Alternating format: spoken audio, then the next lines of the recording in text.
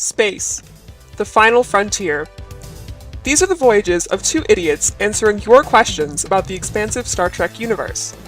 The views expressed in this podcast are exclusively our own, not influenced by the Borg or a Romulan thoughtmaker. Trekkie and a half is not suitable for human children, but we assume Vulcans are fine. Grab your comm badge and tricorder, jump into Warp 6, and boldly go where no podcast has gone before. Thank you for listening. Live long and prosper.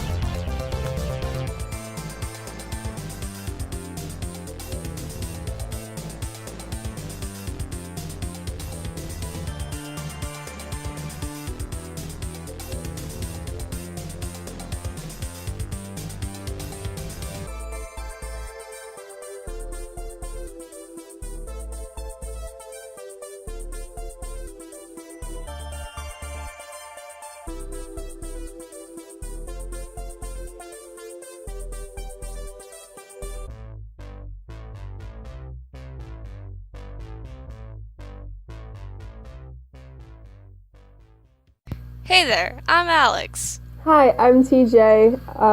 I'm your magical captain in the space voyage into the future, and I have horrible space flu.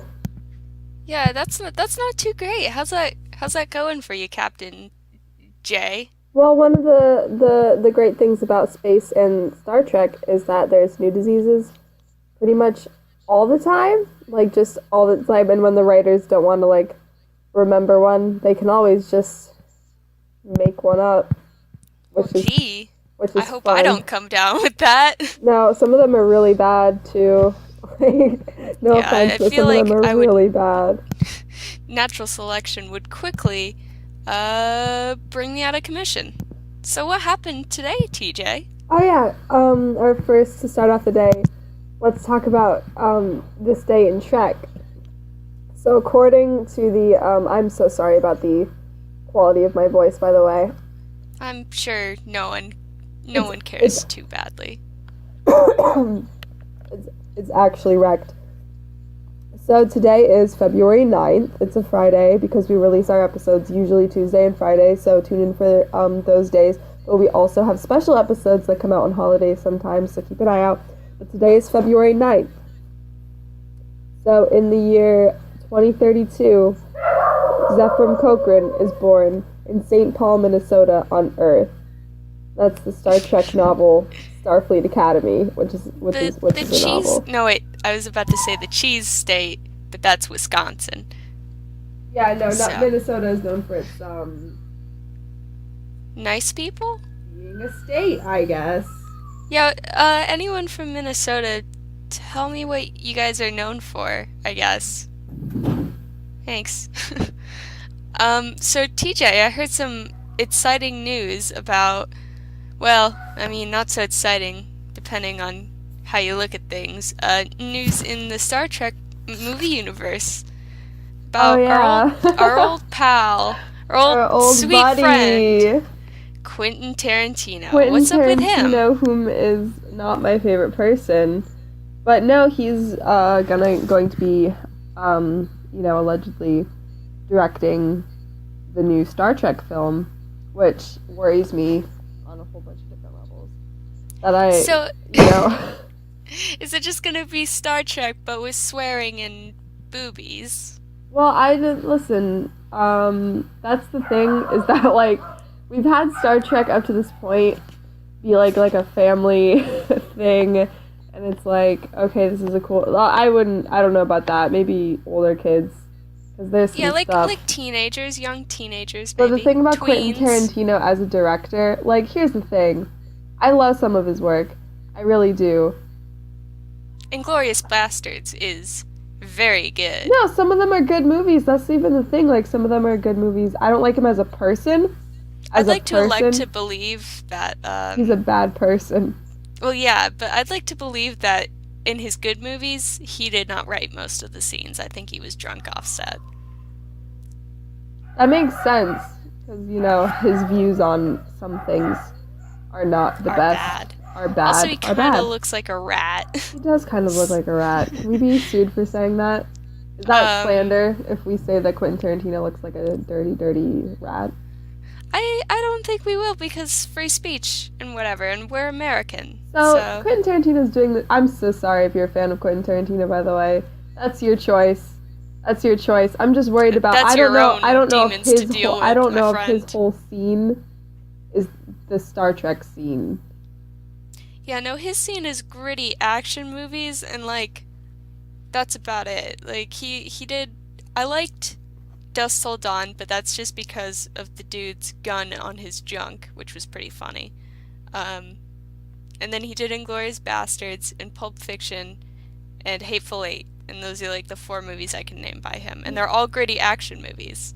Yeah, so he's going to be directing the new Star Trek movie, and the last Quentin Tarantino film I did see in the theaters was Hateful Eight, and I cried.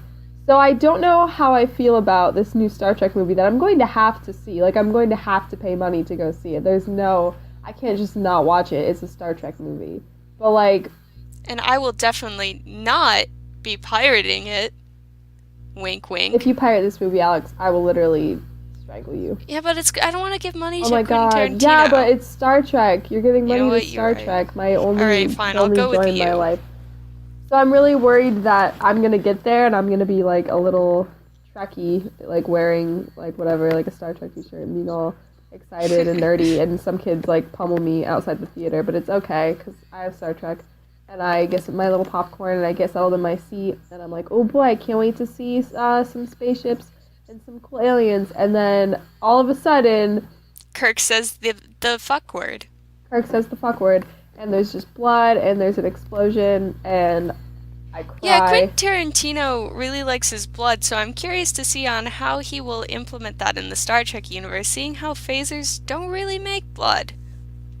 They burn. Like, if you get shot with a phaser and it doesn't kill you, like, it's not set to, like, because there are different guns. Usually, if you get hit by a phaser and they don't want you to, like, be vaporized, because that's, like, well, that's more like a disruptor. But if you get shot and like, you don't, with a phaser, you get shot, or, like, you know, and it doesn't, it hurts, and it burns very badly. It probably sure does. It probably...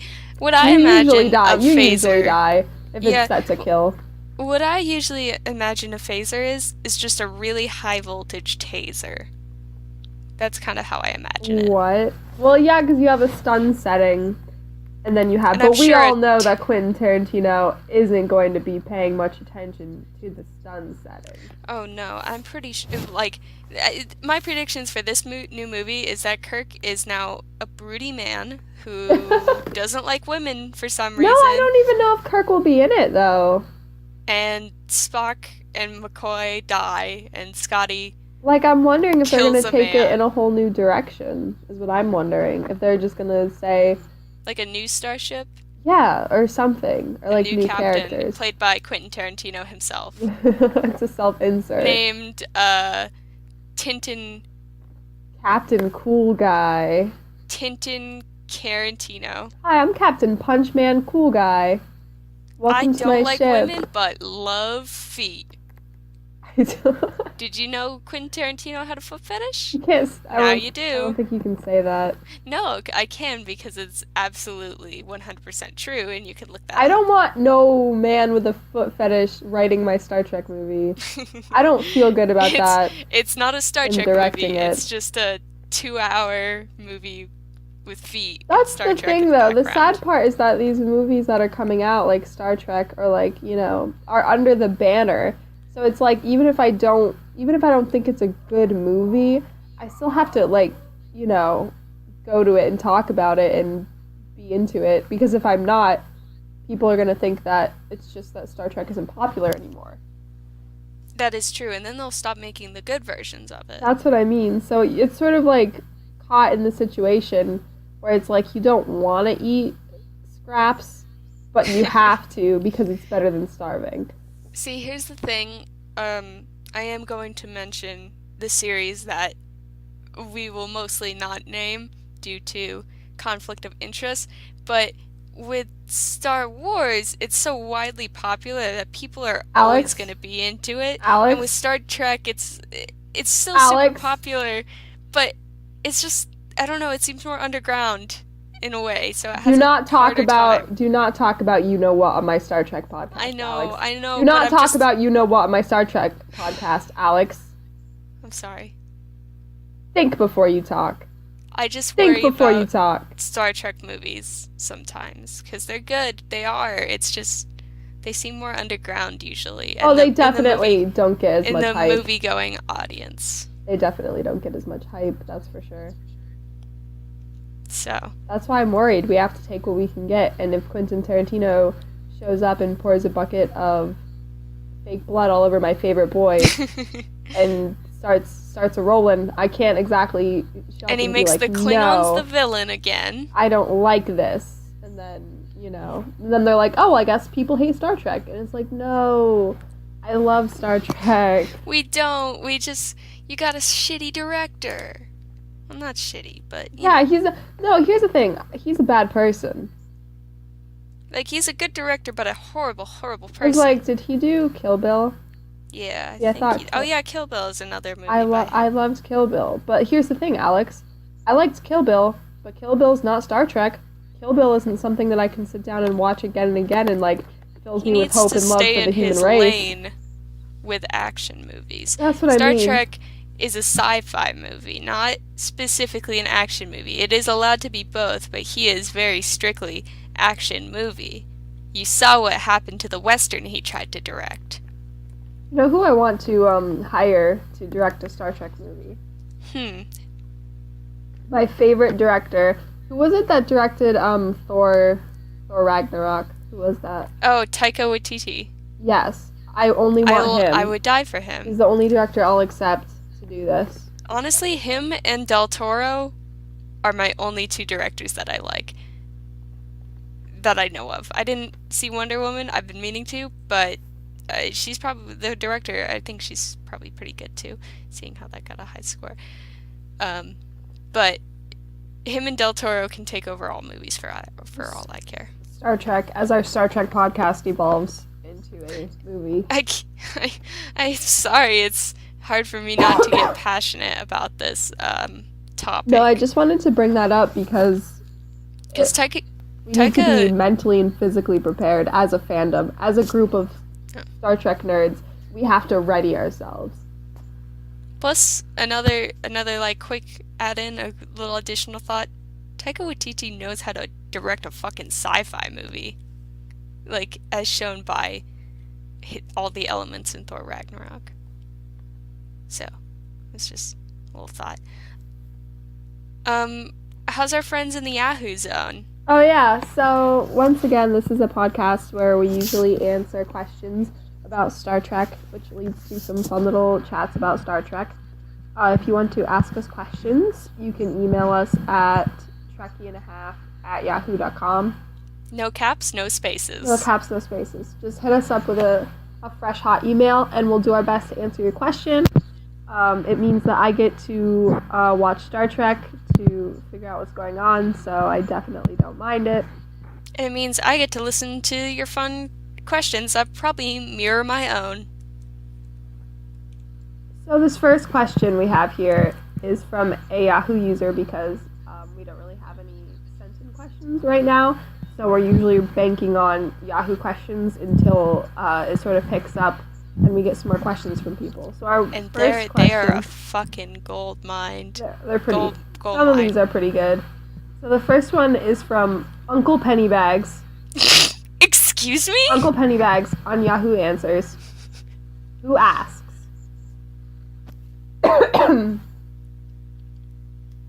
worst Star Trek series? Oh shit. More This is a loaded information. question. Star Trek the original series, Star Trek the Next Generation, Star Trek Deep Space Nine, Star Trek Voyager, Star Trek Enterprise. Whoops. Which, in your opinion, was the worst of the bunch? Well, I don't... See, here's the thing. I don't have a lot of experience watching the shows. The ones that I have seen, I think are pretty good. I haven't seen Enterprise. However, I listened to TJ complain about Enterprise a lot. So I'm gonna say Enterprise, just from what I've heard. I don't Just seem... know. I don't think we can shut down this question so quickly. The worst Star Trek series? I don't think there is one. What does that really mean? Does it mean, like, just the worst written one? Like, the one where the writers just didn't care? Or, like, do they mean, like, story-wise? There are so many factors here. Like, what about... Characters? Do you mean characters, like, worst characters? What about a Star Trek series makes it bad? And what makes it good? I think what makes it bad and what makes it good is the characters involved, because there can be good characters and really bad writing, but you still watch it because you love the characters. So I think it all lies within the characters, and I don't know anything about the characters of Enterprise, although you seem to be right on Enterprise, right on it as the worst. Because I like the original series, I don't know how I feel and I about like that. what I've seen of Deep Space Nine, and I've seen a few episodes of Next Generation, and that's pretty good, excluding Riker, because he's the worst. But I don't know. I haven't really seen anything of Voyager either, so I don't actually know anything about Voyager. Okay, because I'm thinking, I don't know if it's how do we feel about, I don't know if it could possibly be the original series. How can you say the original series is the worst? It's like the series. So the original series it's definitely off the table. A ton of redeeming qualities. You can say just that wacky. You can say that it's goofy or that it's too random. But that's what makes it good. Or whatever. But I definitely miss the time, the era when Star Trek could be like a series of individual plot arcs, like episode per episode. You don't really have to start in a particular place. You can just start wherever and still enjoy it. I mean, I started in the beginning, but that's just because I'm me. And, like, remember that episode where they met actual Apollo? That was pretty fun. Like, one of the biggest questions that people have when they start watching Star Trek is, where do I start? And the thing about the original series is that you can literally, like, hop on the couch, like, pat the seat next to you. Come on, friend. Come on, I'm going to take you on a journey. Any episode of the original series you can probably start on. In fact... Except for the pilot episode, because that one is bad. Yeah, no, except if they're a newbie, maybe ease them into the pilot episode, be like, hey, some weird stuff is about to happen, and you just got to accept it. I recommend you start where, like, the main crew is introduced, like the ones known universally, like, where Chekhov shows up, basically. Make sure Sulu's there, too, but he shows up in the first season, so... Yeah, but I don't know if you should skip episodes, that's the thing. But, like, definitely start with the original series, if that's what you want to do. So I feel like the original series, I don't know if it could be considered the worst or even bad, because it's just like the building block. It's cheesy, but like in a campy sort of way, like in a way that you love. It's cheesy in a William Shatner overacting, endearing. I also noticed they didn't include the animated series, but I would like to point out how much of a masterpiece that series is. Well, the reason, Alex, that they didn't include the animated series was because it couldn't possibly be the worst series, it's actually the best. Actually the best thing ever created in the history of the fucking world, actually, is the thing about that. And if you haven't watched the animated series, it's on Netflix, I'm pretty sure still. I hope it is, so good. Because I watch it when I get sad sometimes.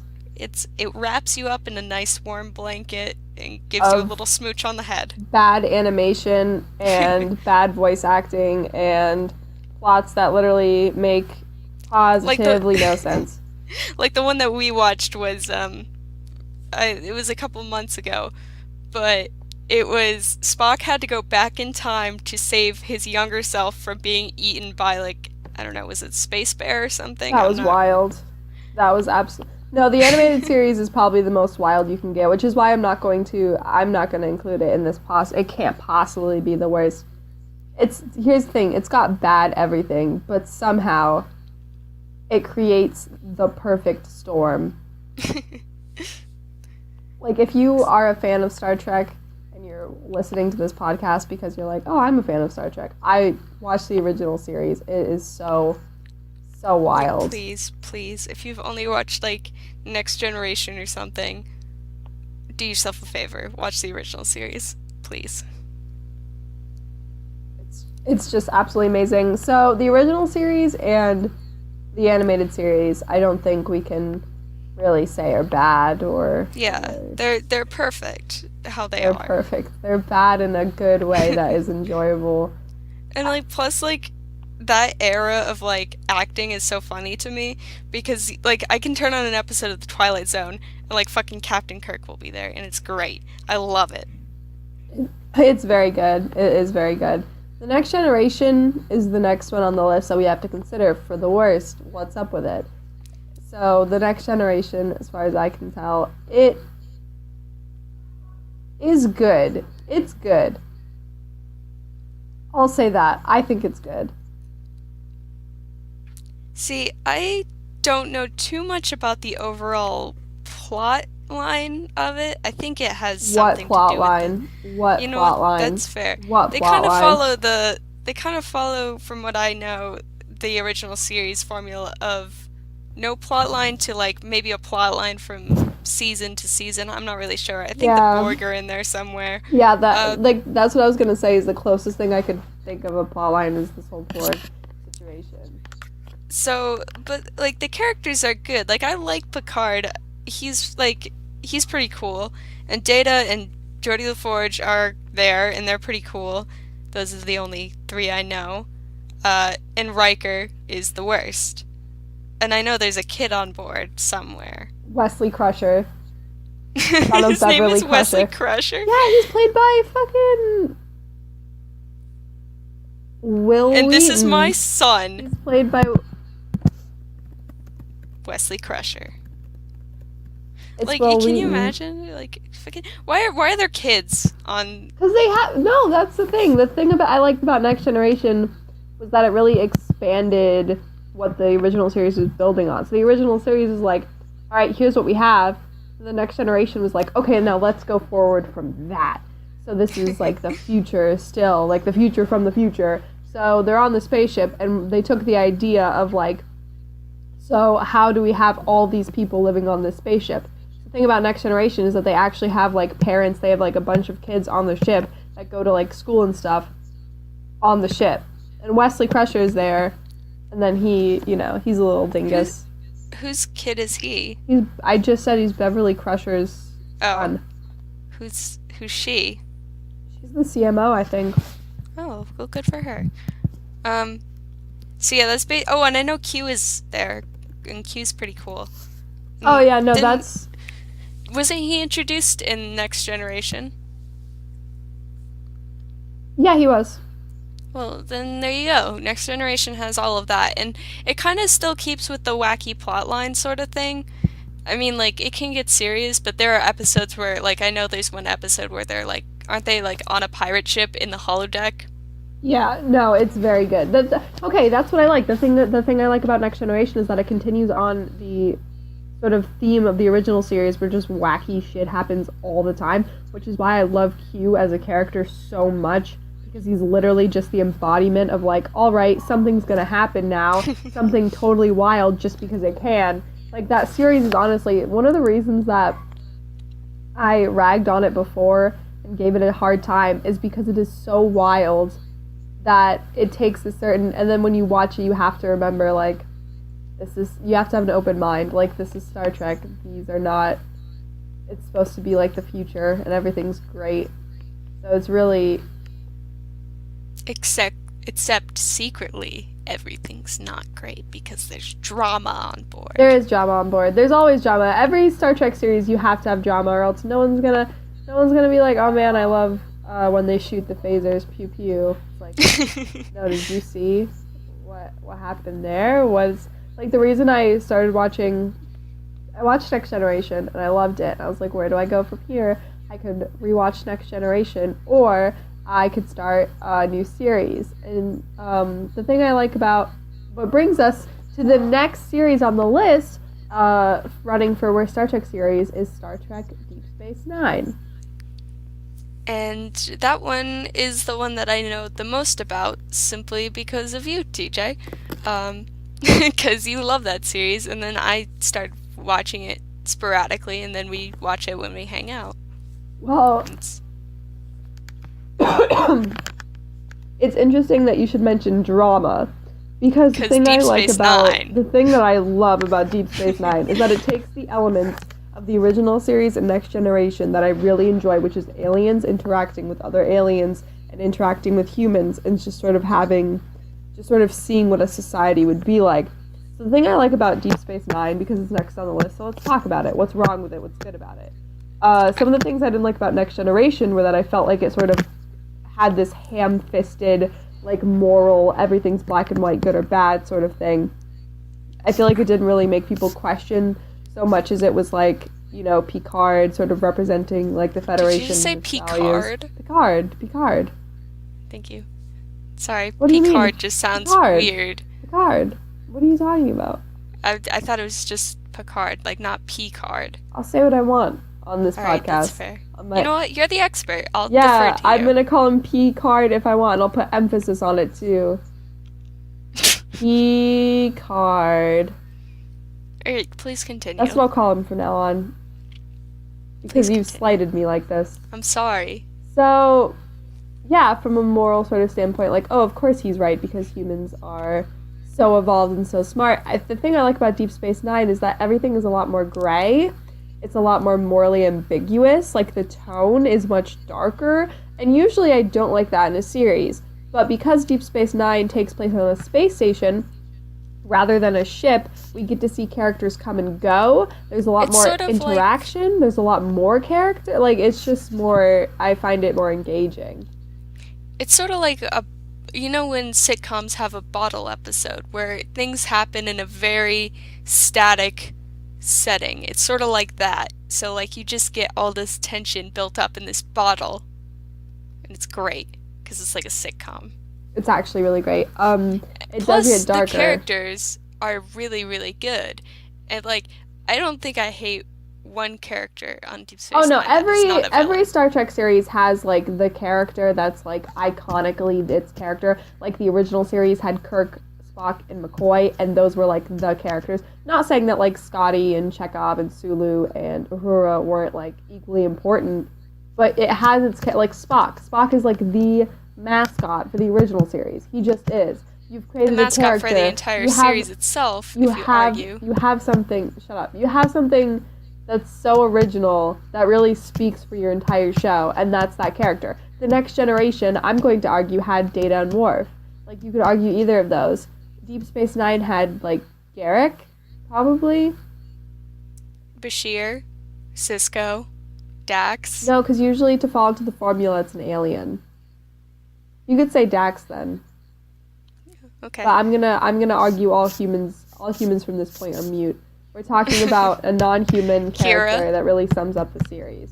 So, like, the original series, had Spock. It's the first, like, oh, look, this isn't a human, and he's here, and he's great, and people love him. And that's, Data was sort of the same idea of, like, somewhat, like, an alien doesn't really Well, then understand human customs. that's definitely Jadzia and Kira with Garrick spliced in there in his special episodes. What are you talking about? I'm talking about aliens in Deep Space Nine. What are you talking about?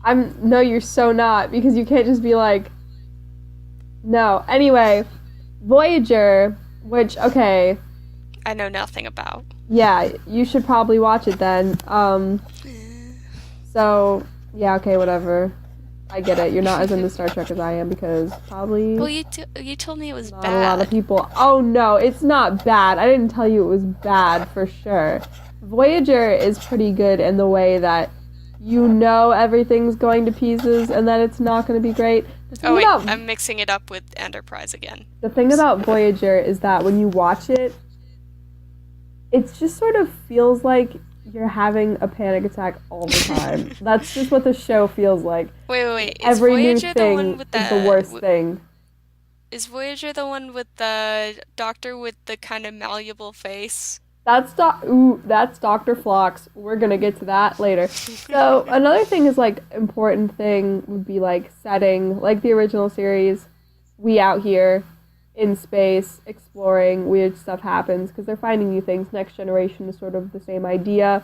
Deep Space Nine takes place on a space station, so it's in like right next to Bajor, and the Cardassians used to own the station, whatever. So it's that sort of political tension. Voyager the tension in Voyager is caused by, so they're in a spaceship, and somehow they get, sorry, I just opened a fizzy drink, Yeah. and it kind of Yeah. freaks me Hey, out. what happened to no eating or drinking on the podcast? You never said that. So, Well, I thought it was an unspoken no. rule. So Voyager, they're on this spaceship, and long story short, because it is They a get sucked into a wormhole, no, right? yeah, and it's a very long story short because it's a very long story. It's going to take them upwards of 70 years to get home. Which is So- really upsetting to me personally, because, like, all the humans are gonna be dead. So it's just sort of this like tense series where it's like they all know that like, oh boy, this is probably the end of the line, and they constantly are trying to find new ways to get back home more quickly. And it's just sort of like things are, you know, when things die, they die. Like parts of the spaceship die, they die. They can't really, they can get supplies sometimes, but it's like, you know, I they have a really question. are out in the unknown. What? At the end of that series, do they get home? Or are they still, like, drifting out in the middle of nowhere? I'm not telling you, watch it.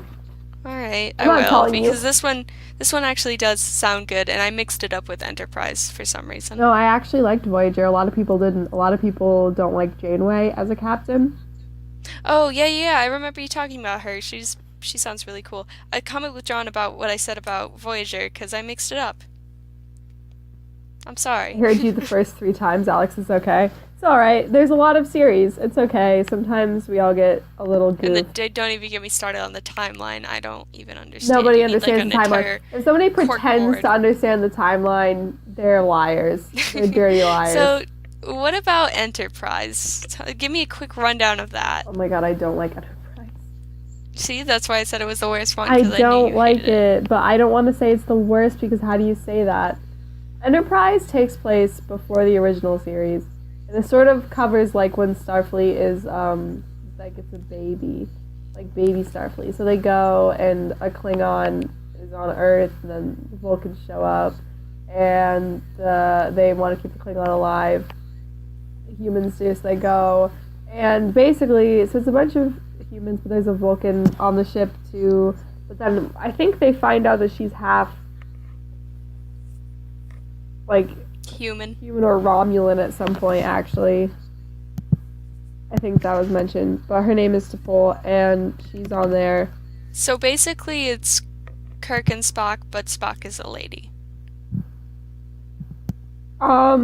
Yes? Pretty. is what I'm- I don't know if you. I don't know how I feel about that.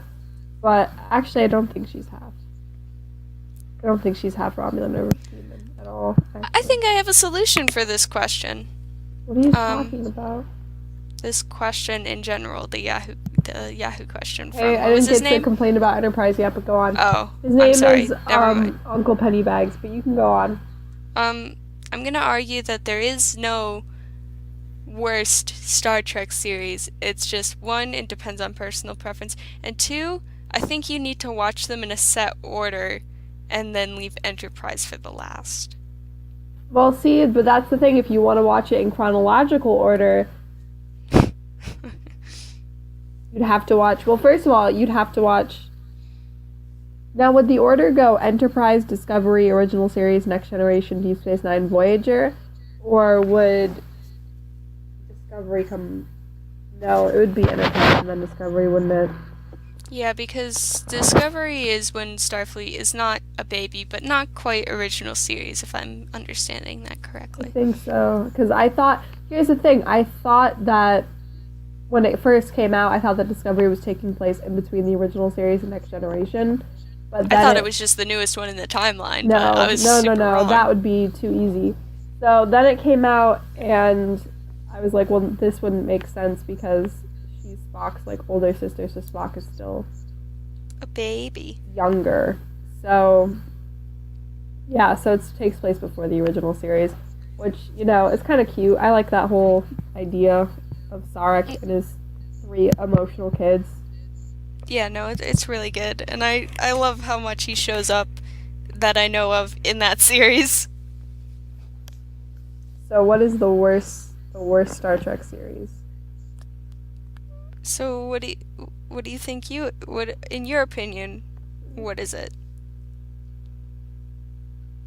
Um, it's like choosing one of your children to like throw off a Shoot. cliff. Like, well, there's only enough rations for like 3 of us, so. I'm gonna say if you want like like a serious show, then I'm gonna say the original series, as much as it pains me, is the worst one to that Oh my kind of god, person. how dare you? But if you want just a fun time, I'm gonna say that Voyager is the worst one because Voyager has, a really serious plot line most of the time that I Well, no, know I feel of. like if you're just in Star Trek for like the fun and the goofs and the hope and the wonderful, like plausible experience of humans exploring space, then like obviously the original series, Next Generation can get pretty hairy sometimes, but I would definitely say watch the original series. If you like that show, watch Next Generation. If you like Next Generation, watch Deep Deep Space Space Nine. Nine. If you like Deep Space Nine, watch Voyager. And if you like Voyager, watch Enterprise. I feel like it's just one chain. If you don't like the original series, Then there's no hope for you you. might not like Next Generation. And if you don't like Next Generation, you probably won't like Deep Space Nine. It's And just hey, it's if like you're a just different starting out level. now, if you're just starting out now and you're watching Discovery, first of all, I envy you. Secondly, you should watch the original series next. Like if you elevate to this level, just keep going. Just it's like a ladder. You have to just keep climbing. You You keep cannot searching. stop. It is so much content. Like Star Trek is one of the most probably satisfying series like just to get into because there's just so much content and there's so many people that are like obsessed with it. It's actually great. So It's one of the largest fan bases, I would say. that's what I mean. It's just craziness actually. Like I don't know. So So when it comes to the worst series, like, there is none. It's all up to personal preference. this was a trick question. You were fooled. Alright, TJ, give me that next good question. You want the second question right away? Yeah, I do want a second question right away. We're already pretty far in, my sweet guy. All right, if you that's what you want. I do. So this is a question that I picked. It is asked by Kess on Yahoo Answers, and Kess is a character. They named themselves after a character from Star Trek Voyager, so that's cute. Aw. What is don't all that? What is the significance of gifts in Star Trek? More information. I just watched a show of Star Trek: The Next Generation where Dr. Crusher gave Guinan a tennis racket. It got me thinking. What would be the significance of gifts in a world where there is no money and everyone can get whatever they want from replicators? Getting that expensive-looking top-of-the-line racket would be akin to getting her a cheap racket that would give Guinan tennis elbow. If such a racket existed, wouldn't she have gotten it for herself long ago? Also, why do people work in Starfleet if they don't make money from it, and it's dangerous and people die all the time? What benefit do they receive? Well, I'm gonna start with the Starfleet question, because that's a little bit easier to tackle. I think they work in Starfleet just because people like to see the galaxy. They like to have hobbies, and I think Starfleet can be albeit dangerous hobby, but people go like cliff diving all the time and skydiving and other things humans should not be doing. But I think that's why they joined Starfleet. It's just like a fun thing to do. You get to meet new people, you get to go see places, and like if you're really into science, well, there you go. No, I definitely feel like whenever in the show they ask people like, why did you join Starfleet? Why did you do this? They're always like, I just wanted to see what was out there. I just wanted to explore the frontier. So I definitely feel like a real incentive for Starfleet is to just be out there and like risk your life and do stuff. You know what I mean? Like help people really, which sounds like kind of over romantic and like idealistic. But I No, feel some like that's people the definitely point. do it for power. Well, yeah, like yes, all those corrupt admirals. As for the gift thing, I think it's more of so I was thinking about you, and I wanted to go the extra mile for you, even though I knew you could probably get this for yourself, sort of thing. Like, it's less about the object and more about, hey, I care about you, and thought of you when I saw this tennis racket. Well, yeah, but like, she didn't see the tennis racket, I guess, is the thing that's happening here. If she didn't buy the tennis racket and she replicated it, she must have thought, oh, I'll get her a tennis racket. So then she replicates it. But I guess what they're saying is that Guinan could have just replicated a tennis racket for herself. And it would have just been, like, you're not demonstrating how much someone means to you by, like, spending money on them because they don't have money in that series when they're, you know, dealing with other humans and stuff. So I guess what they're saying is, how do you prove the worth of a gift if it's not worth anything monetarily? Well, I think that's kind of weird to think about a gift that way, because when I get a gift, I don't think, damn, how much did this cost? My brain is going like, ooh, someone cares about me. That's really nice, sort of thing.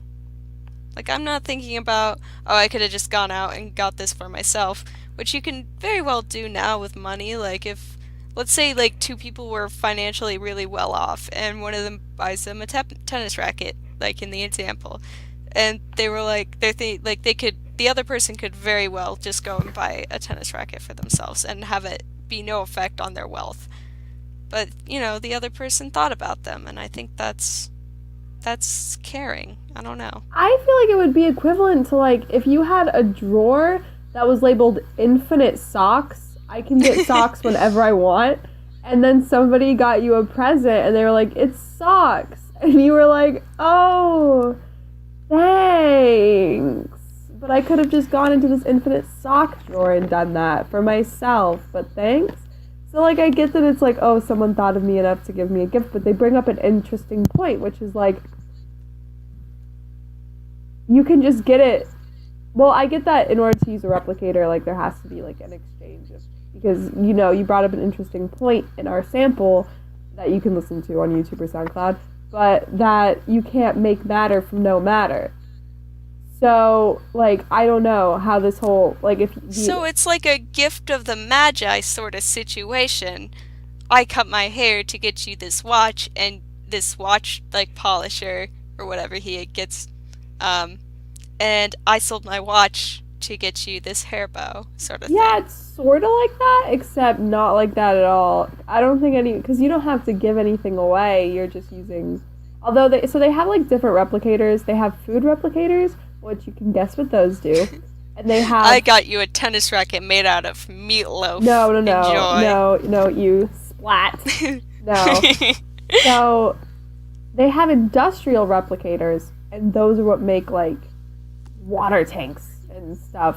Like, there are different types of replicators for different... Sorry, just the way you said water tanks is objects. Really good. Well, I was thinking, like, what do they use industrial replicators for that aren't tennis rackets? Water tanks! Water tanks, because I remember that was a whole thing in Star Trek. So, Deep Space Nine. So, that's what they have different replicators. So if you go to an industrial replicator and you get a tennis racket and you give it to someone, they could just be like, oh, okay, I already have I have infinite tennis rackets at my fingertips, but thank you. So it's like, well, what then does they're a jerk. What does a tennis racket mean when they could have 100 tennis rackets if they wanted? You know what I mean? I'm still sticking by it's the thought that counts. Because that's, I don't know. Maybe I'm just super sappy, but just the thought that's what it sounds of someone, like. Like, if I had, let's say I had infinite snow globes, and then you came back from a trip and got me another snow globe, I'd still treasure it because it came from you. It didn't just come from my random, meaningless snow globe drawer. It came from my friend, who I care about. My friend who got it from a meaningless snow globe drawer. Yeah, but you don't have to tell me that. And then gave it to me. Plus here's the thing about that. She didn't have to get the racket from a replicator.